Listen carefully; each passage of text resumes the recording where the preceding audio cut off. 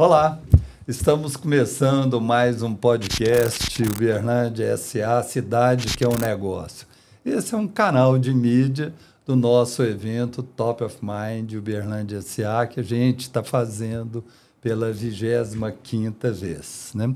E conosco aqui dois ícones da comunicação uberlandense, os dois vieram de fora e fazem história na nossa TV e nosso meio de comunicação. Rogério Silva, da TV Paranaíba, e o Paulo Eduardo, que hoje é um freelancer. Paulo, me conta que, e você, Rogério, como vocês, o mundo da comunicação entrou na vida de vocês? Quer começar? Começa você. Eu vou começar porque o Paulo, quando começa, ele não termina. Né? E os baianos se apresentam melhor sempre, então depois é difícil comparar com os baianos. Um goiano e um baiano. Eu estou na comunicação há 32 anos. Meu pai era um entusiasta do rádio na minha cidade. Eu vim lá de Itabuna, no sul da Bahia. E comecei a cursar Direito.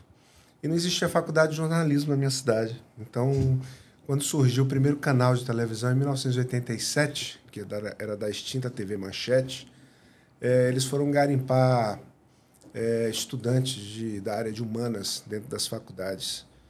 E logo depois, uns 2 ou 3 anos depois, veio a primeira afiliada Globo, né? Que está lá até hoje, TV Santa Cruz, afiliada à Rede Bahia. E nessa leva da segunda emissora de televisão da minha cidade, eu fui. Eu fui como um estudante da área de humanas, de direito, curioso, né? Para fazer comunicação, muito incentivado pelo meu pai. E aí, nessa brincadeira, foram 16 anos de afiliada à Globo e agora eu estou completando 16 anos de afiliada à Record, aqui em Uberlândia, quando eu vim para cá em 2007, a convite do empresário Ari de Castro Santos Júnior, que ele queria reformular a programação regional, porque tinha alguém dando muito trabalho para ele. Um tal de Paulo Eduardo. E aí eu estou aqui, faz 16 anos que eu estou em Uberlândia. Então, eu tenho 16 lá, 16 cá, 32 anos de comunicação. Aqui você vai passar lá. E você, Paulo? Não, eu comecei comunicação, vai fazer 30 anos. E mais do que começar em jornalismo, eu comecei em televisão. Porque eu comecei também no interior, igual o Rogério, em Anápolis, em Goiás. E era uma afiliada da Globo. E, na época, você tinha uma questão do diploma, né? Que só podia trabalhar sem diploma quem tivesse em cidades que não tinham uma faculdade. Então, eu era de uma cidade que ninguém tinha diploma e de repente, a empresa começa a fazer um processo de mudança, de renovação e busca gente com formação. E eu estava fazendo jornalismo em Goiás, em Goiânia, e era de Anápolis. Então, conhecia a cidade. Apareceu uma oportunidade, eu comecei lá no segundo ano de faculdade, já contratado. E de lá para cá, afiliado à Globo, afiliado à SBT, e sempre focando muito no interior. Porque eu gostava dessa estratégia, porque era onde mais precisava. Então, era onde o conhecimento tinha mais espaço para a gente poder brincar um pouco. Eu gostava de brincar, então não necessariamente só do jornalismo. De fazer coisas diferentes em televisão, que era o meio de maior consumo de massa. Então, era onde você tinha maior percepção daquilo que você fizesse, da solução que você desse. E, em 2002, eu desembarco em Uberlândia. Vim para a produção aqui, passei pela edição, gerência e até a diretoria de jornalismo da Integração, de onde eu saí em 2021, uma mega escola, pude conhecer o Brasil inteiro, outras afiliadas, outros projetos, e uma coisa muito gostosa de fazer aqui, que era Uberlândia tem uma vaidade de fazer melhor, né? De pensar diferente. Então, tinha aquela vaidade de queremos ser o primeiro. O que você pode fazer aí que a gente vai ser o primeiro? Isso é muito empolgante, e fui ficando e fiquei. O foco do nosso podcast é valorizar e difundir o empreendedorismo, né? E eu faço uma analogia entre os novos desafios de vocês dois, né? porque vocês vieram, a dedicação de vocês era no jornalismo e agora você está CEO de uma rede de comunicação e você, Paulo, prestando serviço aí, especialmente na área imobiliária, né? Como que é essa mudança de atividade, essa mudança de escopo? Eu vejo que no jornalismo a gente precisa ser um pouco mais otimista com tudo que está acontecendo. Meus colegas, às vezes, não são tão otimistas assim, porque fizeram ou pensam jornalismo para fazer redação ou fazer assessoria. E quando eu vejo outras áreas, principalmente a do direito, né? Você faz direito para tudo. Direito para prestar concurso, para ir para o Ministério Público, para ser juiz. Jornalismo, a meu ver, hoje é uma carreira, uma formação muito boa para tudo que nós estamos precisando. Você precisa de relacionamento, relacionamento vende, relacionamento pacifica situações, relacionamento resolve problemas. E uma coisa que a gente relaciona com todo mundo, como no jornalismo, onde você sai de um gabinete do poder e vai no bairro para ver a solução que vai ser entregue, ou sai do bairro lidando com as pessoas mais simples, mais humildes. Talvez e tem que só levar... o político tem essa capilaridade que o jornalista tem. Exatamente. Que tem que conversar, né? Porque o político tem que conversar com o eleitor e com o seu par. O jornalista, ele tem essa oportunidade, mas infelizmente eu vejo que meus colegas ainda vêm com um pouco de pessimismo, que todas essas mudanças, né? E não essas oportunidades que nós temos. Paulo, mas assim, até uma curiosidade. Eu tenho a impressão que até uns tempos atrás existia uma separação entre o jornalista e a empresa. Eu cuido da notícia, não tem nada a ver com o que está acontecendo no mundo empresarial. E isso não faz sentido. Não é que o jornalista tem que estar a serviço, mas ele precisa entender dentro do contexto qual que é o papel da notícia, qual que é o papel da atividade dele no mundo empresarial, que é o que alavanca uma cidade, um estado, um país. Né? Teria até que entender mais que os outros, né? Por quê? Vamos pegar o que nós estamos vivendo hoje. Quem noticiou primeiro, falou primeiro sobre inteligência artificial?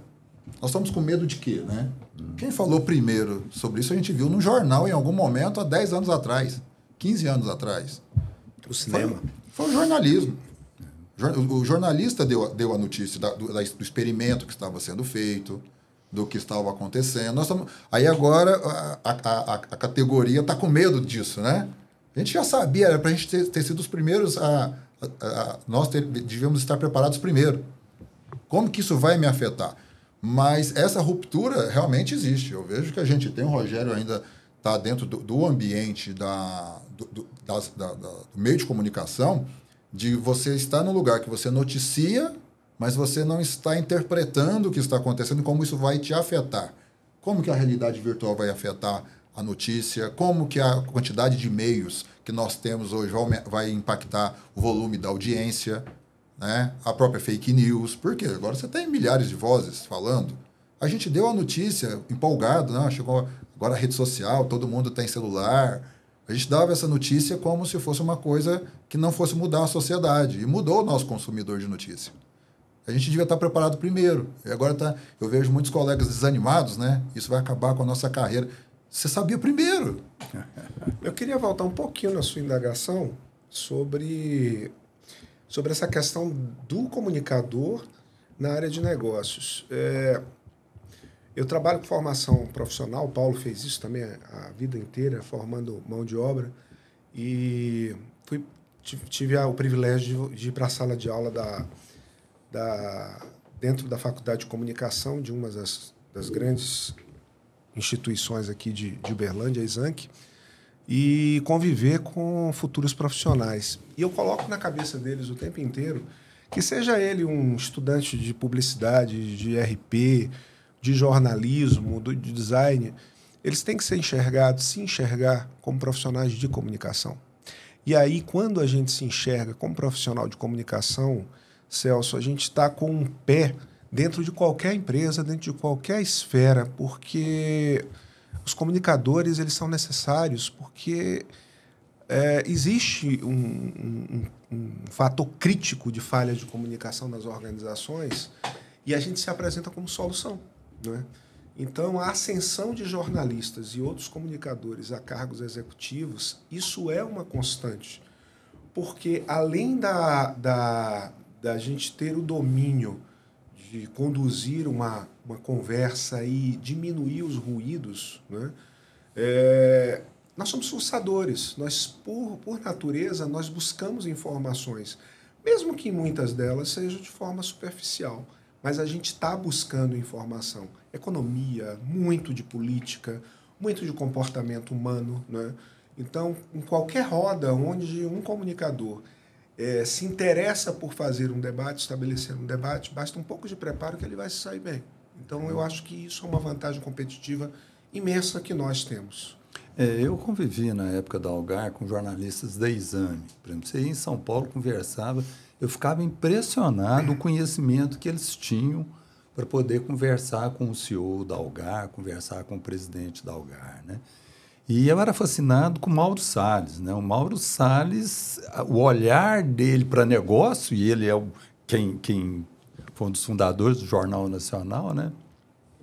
O Mauro Salles era fantástico. Você olhava com ele assim, você aprendia, eu falo que eu aprendi por osmose. Germa, eu quero que você fale um pouquinho sobre a sua visão do empreendedorismo de Uberlândia. Você que veio da Bahia, você aqui tem um tom próprio. Porque agora mesmo eu vou fazer uma pergunta para o Paulo de Construção Civil, ele não vai parar de falar e a gente não vai querer que ele pare. Isso aqui é pior. Eu tenho muito orgulho da minha terra natal, né?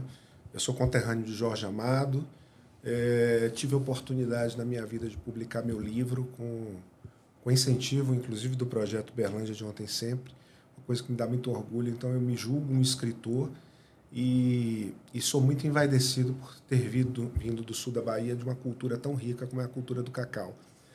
Mas gero ciúmes em meus pares mais antigos, porque eu me assumi Uberlândia, né? Eu me assumi como um representante de Uberlândia. Eu tenho um orgulho imenso disso aqui, né?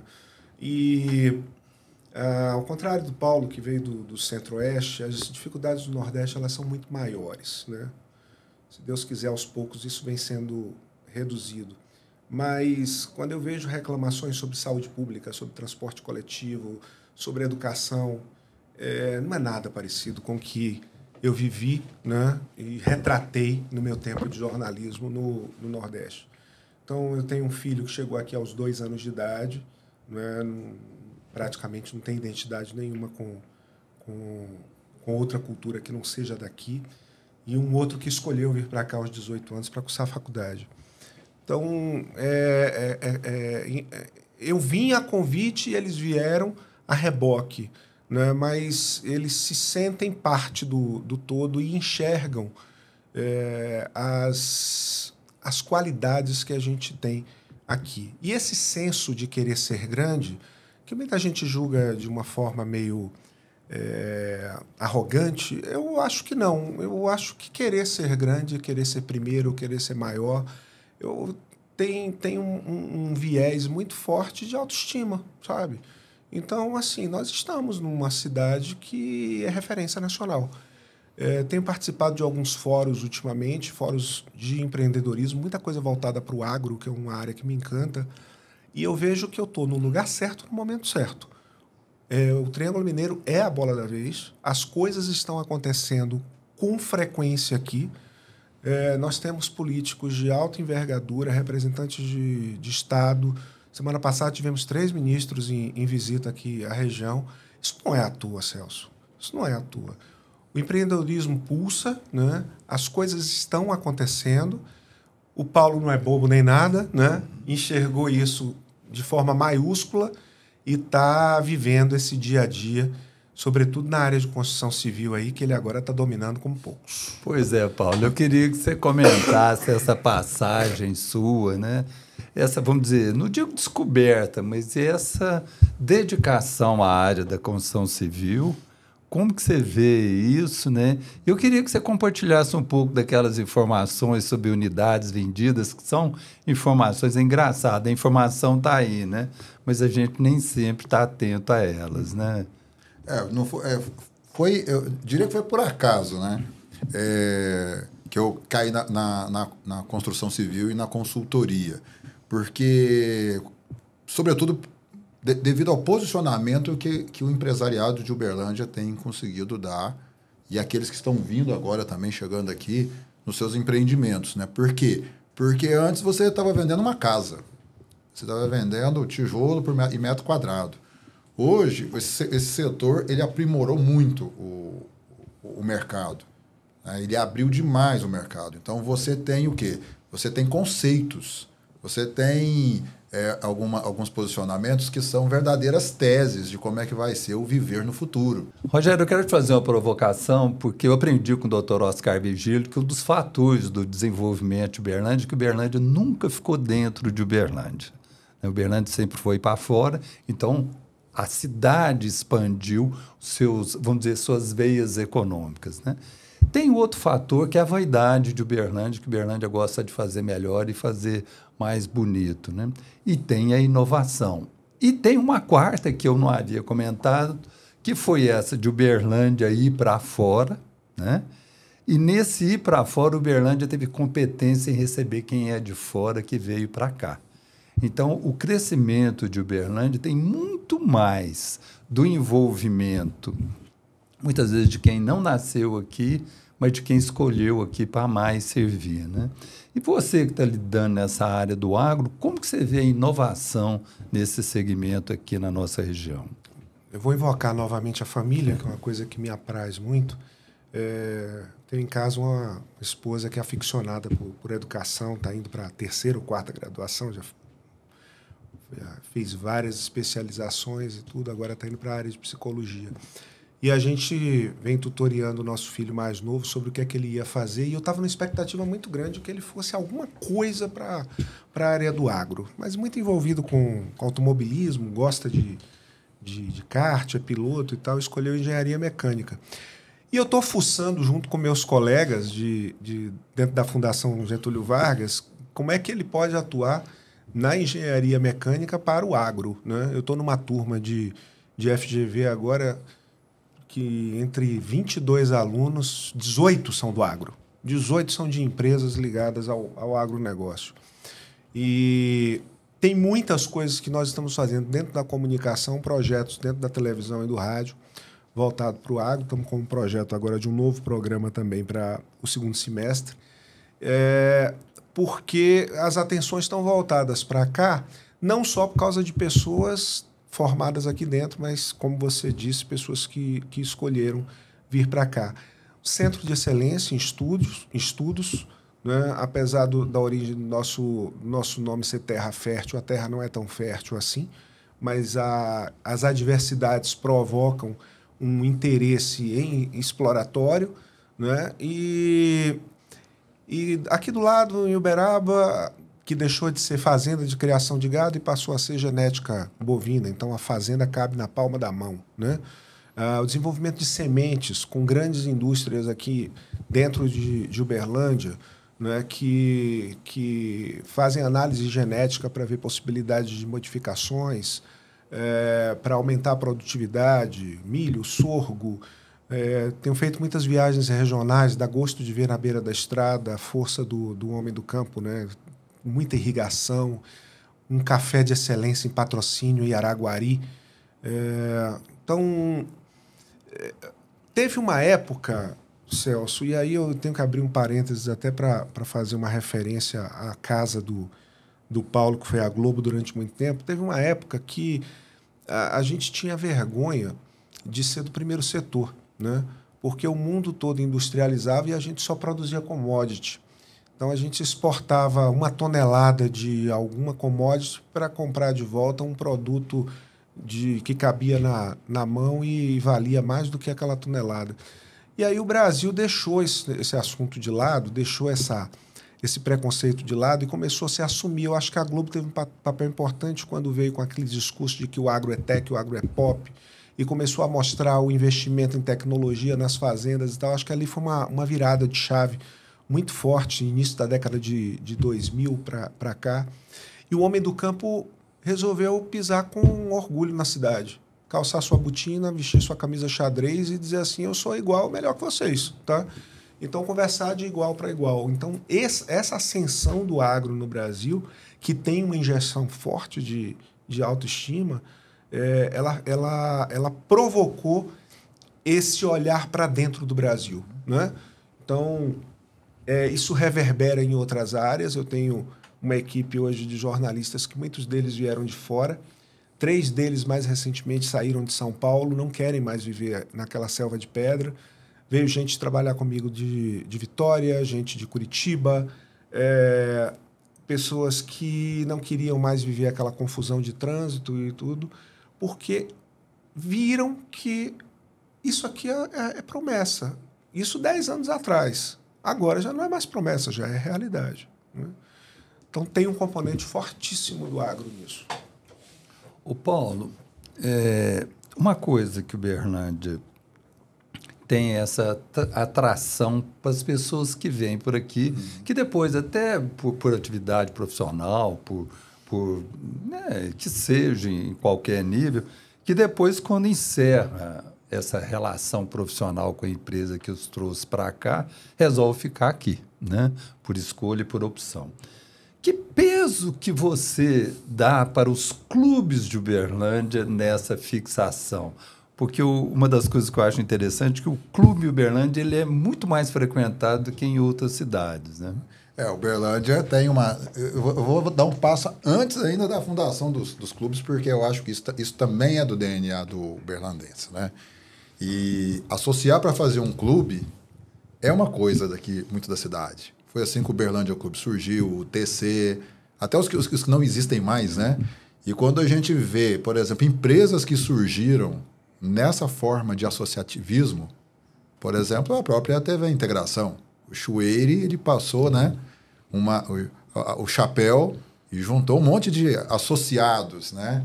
Então, essa coisa de se unir, a gente vai no futebol amador, né? Basta passar ali na Rondon qualquer domingo de manhã. É uma associação de gente. E essa associação de gente formou esses clubes. Cajubá, Praia. Você consegue agora ter um gentílico, né? Você é praiano. Né?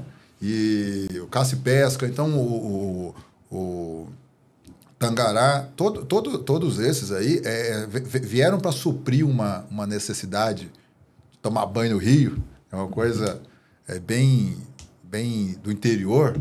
E acabaram virando essas organizações extremamente profissionais, né, que nós temos hoje e que são referência. E que, no caso até do esporte de Uberlândia, a referência do esporte é um clube desses, que é o Praia Clube com vôlei.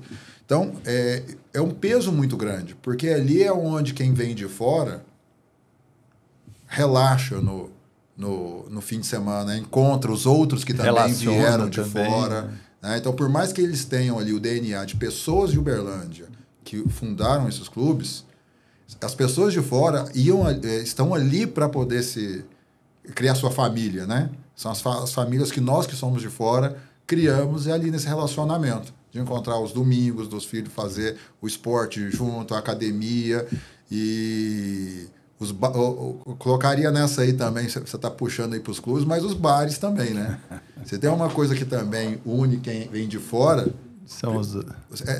é o boteco. Né? Os representantes comerciais que vêm, boteco aqui funciona de segunda a segunda. E isso é uma coisa da cultura nossa. Né? E Uberlândia tem esse receber bem. Porque você falou agora há pouco dessa coisa de buscamos as pessoas, essas pessoas construíram a cidade. A gente sabe que a maior parte das pessoas de Uberlândia são de fora. Mas a gente tem que reconhecer o mérito de quem era daqui. Porque se não fosse aquela estrada pedagiada, né, que abriu o caminho para alguém vir para cá, uma estrada particular, para alguém vir para cá, era alguém daqui que trouxe alguém de fora, que abriu espaço para os que vieram de fora. São os atacados daqui que traziam milhares de representantes comerciais, milhares de caminhoneiros para vir beber dessa água aqui e levar essa imagem de uma cidade que recebe bem. Recebia tão bem que os que vieram visitantes viraram os anfitriões. E criamos essa cultura de Uberlândia. Eu acho que Uberlândia, enquanto a gente... Muitas cidades se banham como virtude, dizer que é bairrista. Eu defendo minha cidade, né? Eu sou bairrista. Uberlândia, ela é orgulhosa. ela é orgulhosa, ela tem essa vaidade mesmo, de querer ser bem vista. Se você fizer feio, o berlandense fizer feio, dói muito. O Paulo, sabe onde você vê, Rogério? Sabe onde você vê isso muito? Eu vou falar de um clube que eu fiz parte durante vários anos da diretoria, é o Praia. Cada vez que entrava uma gestão nova, o presidente queria marcar com uma obra de maior utilidade, mas mais bonita do que a outra. E é uma coisa engraçada, porque aí você entra dentro do Praia, as diferenças arquitetônicas são grandes, mas formam uma riqueza. Que tem características de cada presidente. Exatamente. Exatamente. E que se você leva isso para a arquitetura de Uberlândia, o bairro Brasil, como o Arama, como foi no passado, com uma cara de vila, que depois com ruas comerciais, pelo Tubal Vilela, né? Quando você vai Santa Mônica com Virgílio, tipo Luizotti com Virgílio, você vai vendo isso também na própria cidade. Cada um que administrou a cidade também. E você hoje anda no centro da cidade, você faz uma visita por todos os estilos arquitetônicos que o Brasil já teve. Isso é muito rico. Esse negócio do Praia que você comentou, eu tive recentemente numa visita lá. Uma preocupação do Guto, que é o atual presidente, era atrair a juventude que estava muito distante, né? Ele fez uma revolução lá dentro, né? Que o menino chega de manhã, se quiser sair de noite, tem o que ele fazer lá. Tem sala de estudos, tem biblioteca, tem a atividade esportiva que ele já fazia lá e tudo mais. Então é bem interessante essa visão de cada um. Eu vou falar aqui, depois o Guto me bate, mas não tem importância. O Cortella fala que o futuro é o passado em reconstrução, né? Uns 40 anos atrás, influenciado por alguém que tinha competência, eu estava diretor do Praia e nós lançamos um jornalzinho quando inaugurou o Parque do Sabiá. E eu fiz uma coluna, estava diretor, e lancei uma ideia do Praia construir um hotel. Quase apanhei. E cada dia eu vejo que, para mim, fazia um sentido danado um hotel no Praia, porque ele já ia nascer, nem era 5 estrelas, né? Não, e com uma existe renda... uma carência de leitos hoje em Uberlândia muito por causa das atividades esportivas. Não tem leito suficiente de segunda a sexta em Uberlândia para os eventos que existem na cidade. O Praia, talvez um hotel no Praia seria ocupado só pelo Praia.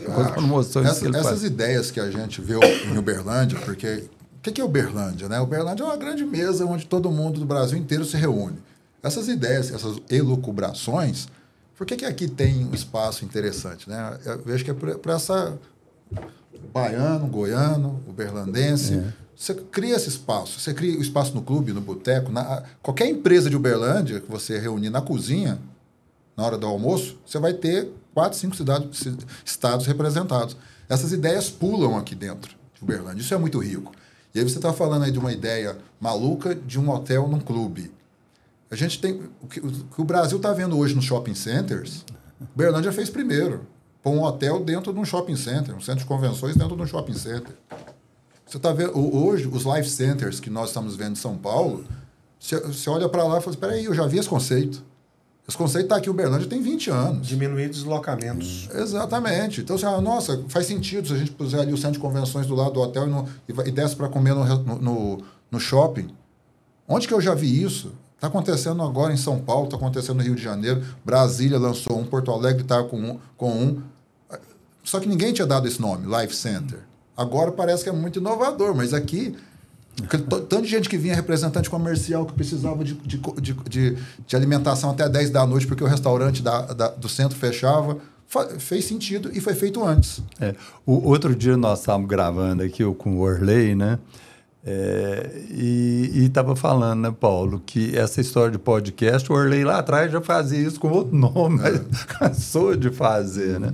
Mas eu queria perguntar para vocês, porque nós somos uma cidade universitária, temos um leque de faculdades aqui muito grande e bastante diversificado.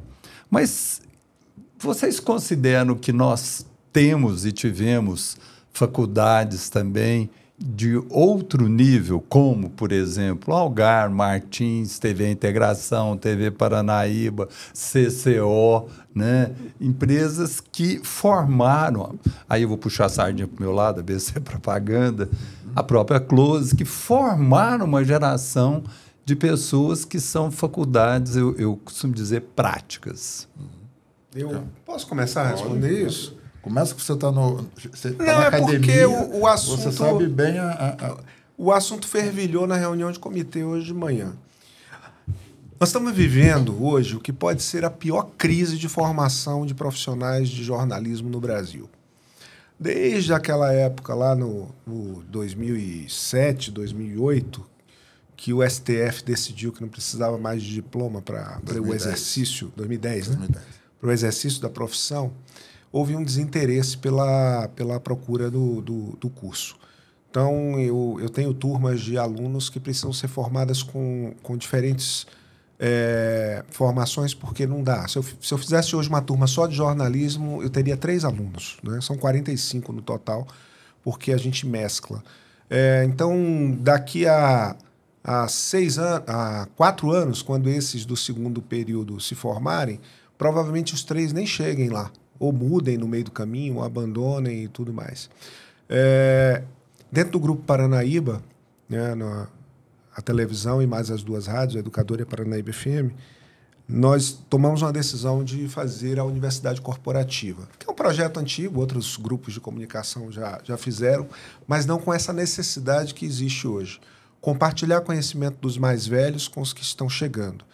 Inevitavelmente, os próximos processos seletivos vão ser feitos com estudantes da área de humanas. Olha só o que aconteceu comigo lá na década de 90, porque não existia faculdade de jornalismo na minha cidade. É o futuro que eu passava na reconstrução. Exatamente. E que vai ocorrer agora por falta de interesse.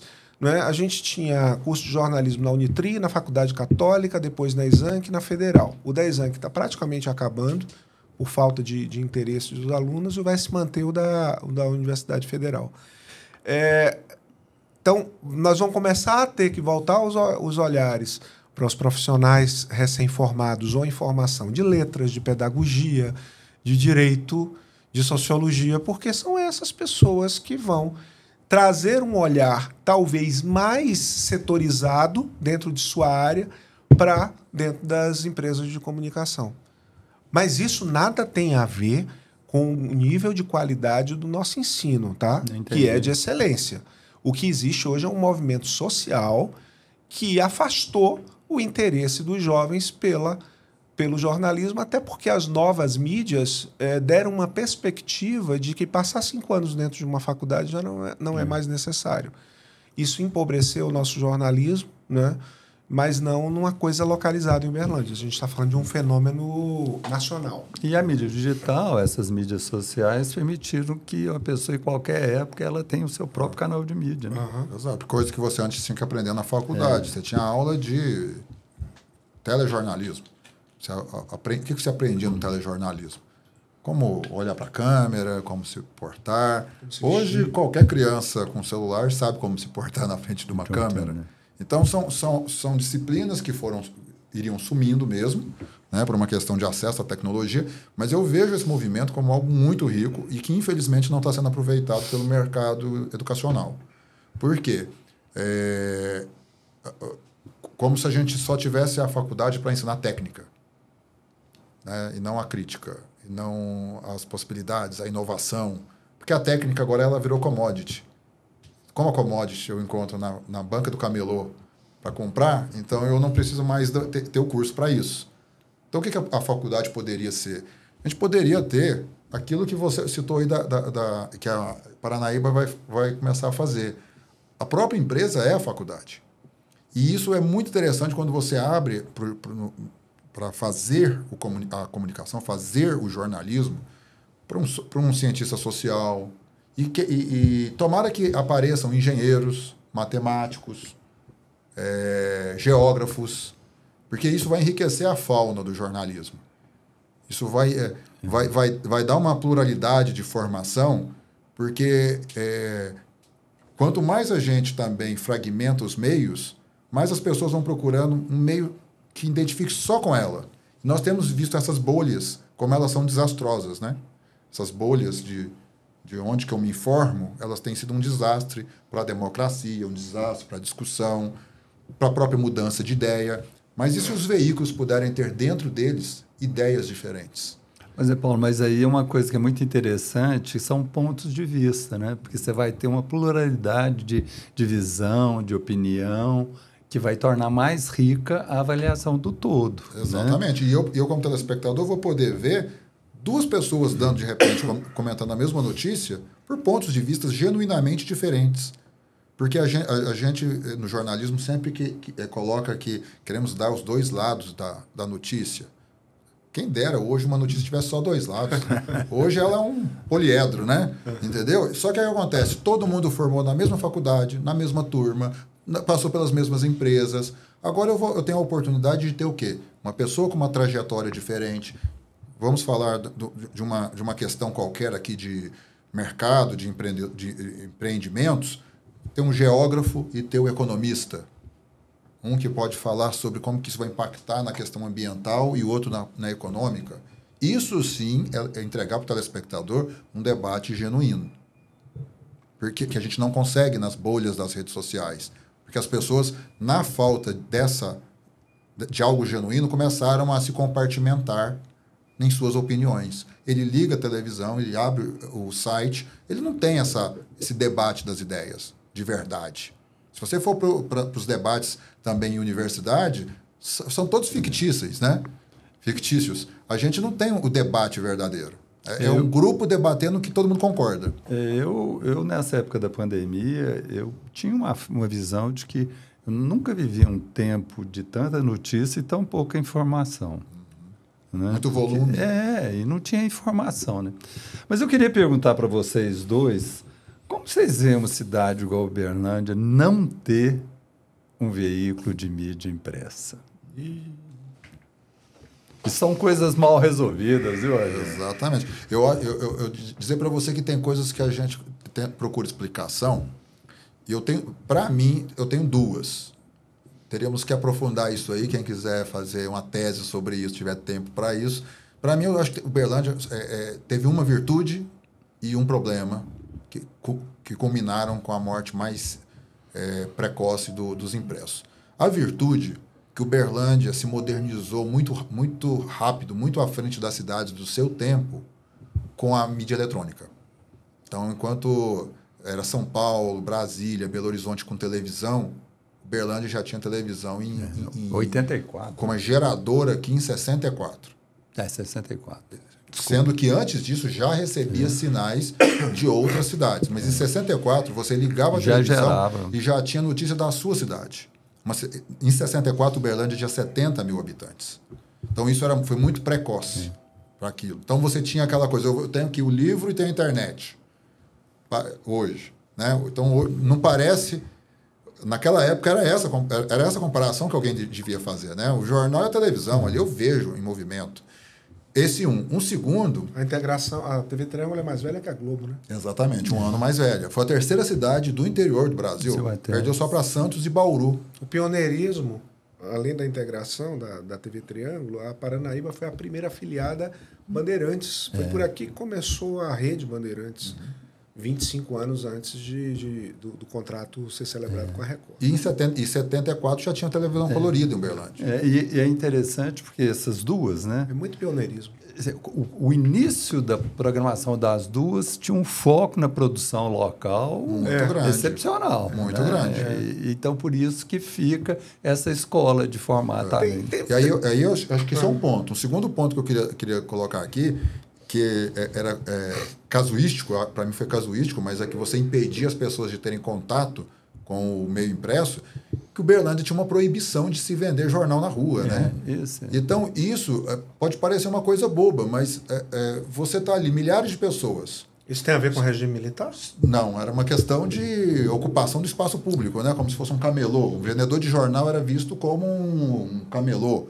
Então, você tinha que comprar na banca. Então, o que acontecia? Se você não se deslocasse na banca, o jornal não vinha até você. Enquanto em São Paulo, Goiânia, Brasília, alguém vinha e te oferecia alguma coisa. Aqui não, você tinha que ter o interesse de ir até a banca e olhar, ou você assinava. Então você tinha aqui, inclusive nos últimos veículos que funcionaram, era desproporcional o peso que o assinante tinha em relação à venda de rua, porque com comparação com São Paulo, com Brasília. Então, eu vejo que é uma coisa casuística, mas que também afetou mais pessoas conhecerem os veículos impressos na cidade. O Correio parou em 2017, não é isso? Foi. Aconteceu um episódio, tinha cláusula de confidencialidade, mas eu acredito que agora não faz mais, não tem mais por que haver isso. O Grupo Paranaíba fez um estudo para adquirir a operação do Correio e manter o nome, né? E fizemos um estudo de viabilidade financeira, né, econômico-financeira, e ele esbarrou em duas coisas que tornaram o jornal impresso inviável no Brasil. Impressão e distribuição, né? Isso inviabiliza a operação. E você perguntar assim para mim, então por que vocês não adquiriram o nome para fazer um jornal online, né? Porque em 2017 o Uberlândia não estava pronto ainda para isso. Existia uma cultura muito forte do papel e aí chegamos à conclusão que não era interessante avançar nisso. Então, a tentativa foi feita, né? Agora, onde é que tem jornal impresso? Se você for olhar, hoje a gente está indo fazer uma reportagem especial com o pai da Nalu, lá em Patrocínio, para mostrar o jornal dele, que está fazendo 60 e tantos anos, ele não deixa de rodar e tal. Uma cidade menor, né? Uma cidade de menos de 100 mil habitantes. Talvez isso ainda seja celeiro para poder rodar o papel. Nos grandes centros, cada vez menos. Apesar de que a gente ainda tem um hábito muito forte de folhear. Né? Agora, em compensação, Uberlândia tem uma cultura, como você falou dos clubes que são próprios dela, de revista. Se você olhar uma cidade que tem a quantidade de revistas que circula... E a qualidade, aqui, eu fico impressionado com essas revistas aí. Para mim é um fenômeno, e não é só do ponto de vista editorial, é comercial, né? E eu respeito, admiro e, valorizo essas iniciativas que são... Porque revista era uma coisa nacional no Brasil, né? As revistas nacionais também estão ruim da perna. E Uberlândia, daqui, né? nós temos o quê? Porque... de novo, eu acho que é uma coisa que a gente saiu na frente, que é essa virtude de nichar, ter o conteúdo nichado, mas que também foi ruim para quem era generalista, quem era de massa, como o jornal impresso. Né? Porque a verba ia para ali, o conteúdo estava ali, o Uberlândia queria consumir a notícia especializada. E o que acontece aqui, nós estamos aqui gravando um podcast. Até tempos atrás, você estava dentro de uma televisão por assinatura. Despencou a assinatura de televisão no Brasil, porque os conteúdos começaram a chegar por streaming, muitos deles gratuitos e tal. Por que eu tinha que pagar para ter isso? Então é muito fenômeno que a gente está vivendo, Celso. Acho que é mais o saudosismo mesmo. Eu ainda sou analógico, então às vezes eu fico muito ligado no impresso em determinados segmentos. Claro que hoje eu não vejo sentido em ter notícia impressa, né? Mas uma matéria elaborada... Mas isso tem a ver com um aspecto também psicológico, né? Eu nunca investiguei se eu tenho DTH, mas eu era assinante da Veja e eu recebia a Veja domingo de manhã, o sábado de noite ela chegava, eu só parava quando devorava ela toda, né? Eu fui tentar ler no tablet. Aí ela pega, tá aqui, te joga para outro lugar e daqui a pouco você entra um anúncio no meio, né? E aí me desviava a atenção, eu não conseguia ler a revista do início ao fim. Esse processo cartesiano, né, de começar do começo e até o final, eu não conseguia. Né? E a geração de hoje faz 4 ao mesmo tempo, né? Tá lendo aqui. Mas eu não consigo dar uma notícia para o meu filho, eu chego em casa ele já sabe. Mas tudo. É muito interessante, quando a gente trabalha na questão do posicionamento, principalmente na autoridade, na área de comunicação trabalhando em autoridade, é difícil explicar por que isso acontece, mas tudo isso que a gente está olhando, que a própria televisão, revistas, o impresso, que está sofrendo com a tecnologia, mas na hora que você vai buscar uma referência para algo, é verdadeiro ou não, se tiver no nome genérico ou tiver na Veja, é diferente. Até para você criticar. Até se você for para realmente criticar a notícia, você vai criticar a do grande veículo, a do veículo profissional, porque ali alguém gastou dinheiro, alguém construiu uma marca para dar aquela notícia.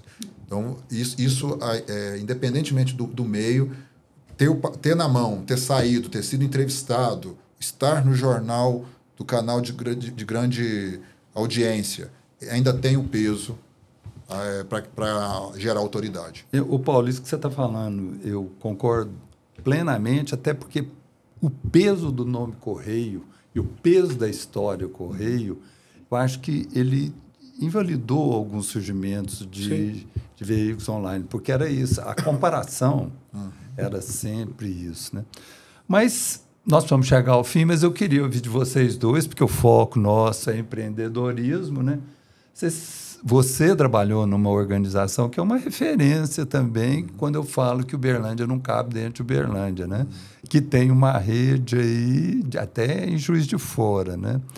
E a Paranaíba é uma grande emissora, uma grande rede regional, né? Como que vocês veem o empreendedorismo desse segmento de TV nosso aqui, principalmente dessas duas principais emissoras, redes? Eu tenho grandes amigos lá dentro do Grupo Integração e muito fruto de uma cultura que eu trouxe para cá e o Paulo aderiu logo que eu cheguei aqui, que é fazer confraria de mercado, né?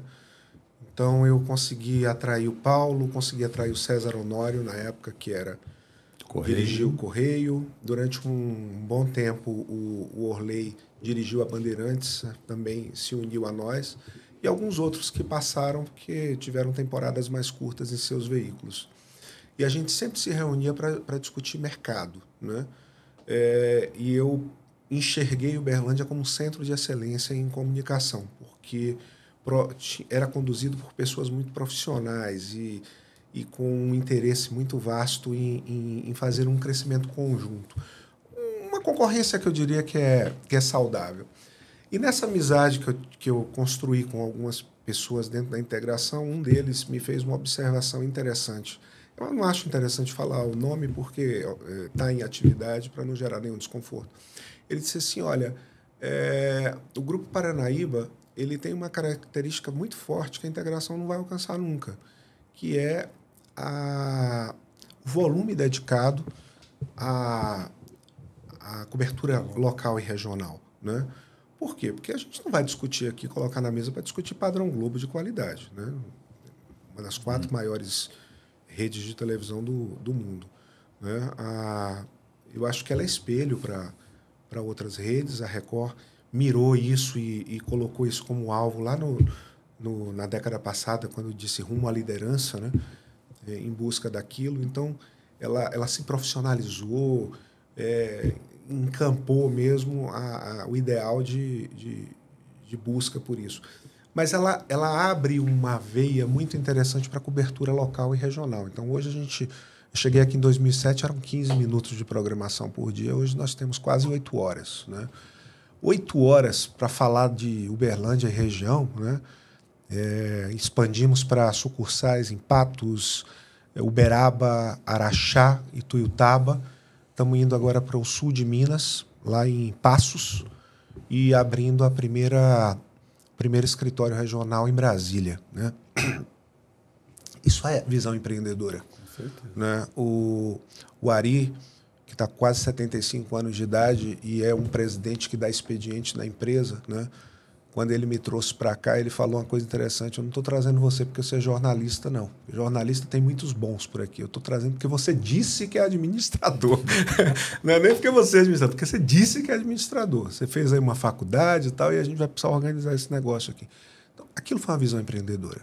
Ele sabia onde ele queria chegar, né? Precisava estar cercado de pessoas para fazer aquilo acontecer.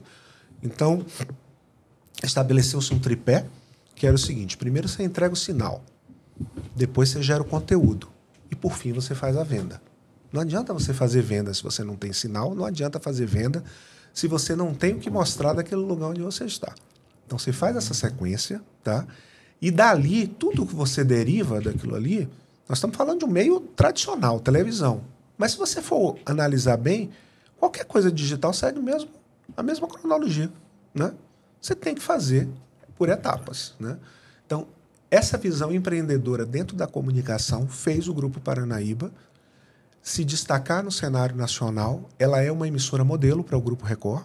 ela é enxergada e a gente recebe visitas de outras praças que querem entender como é que isso aqui funcionou. E isso não é uma coisa, um mérito só nosso lá de dentro. Isso é mérito da capilaridade que eu busquei com o centro de excelência que existia na cidade. O Paulo foi uma das primeiras pessoas que eu conheci. Nós tivemos já nossos arranca-rabos, nós já tivemos nossos momentos de crise, mas na maioria das vezes houve um aprendizado grande, porque você se espelha em quem está na frente. Eu já fui líder de mercado.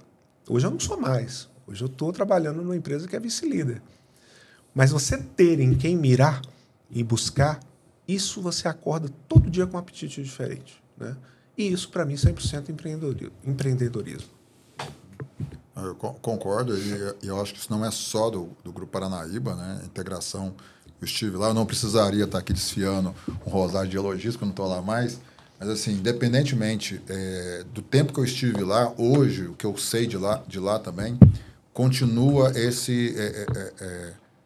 essa busca pelo novo, porque é uma marca registrada de querer fazer primeiro. Então, hoje eu vejo meus colegas que estão lá, eles estão literalmente trabalhando em pesquisa, em contato com quem está fazendo pesquisa, como é que vai ser a TV do futuro, a TV que vem ano que vem, a 3.0. Houve experimento aqui na área da integração. A gente ficaria aqui horas tentando devagar o que a TV 3.0 vai poder fazer. Nós vamos ter que experimentar ela a partir do ano que vem. E tem experiência sendo feita em Uberlândia. Isso é muito interessante, entendeu? Então, eu vejo que esse pioneirismo é uma marca da cidade.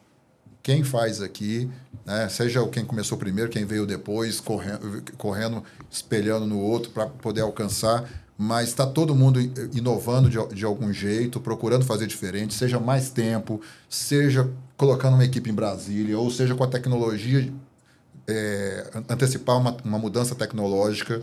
Né? O Uberlândia antecipou 2 anos a chegada da TV digital pelo cronograma que ela teria que cumprir. Por quê? Porque quem estava aqui quis fazer primeiro. Não era obrigado a fazer, mas quis fazer. Isso, obviamente, puxou a concorrência a acelerar seus planos. Isso tudo é que faz essa máquina que a gente chama de Uberlândia girar, né?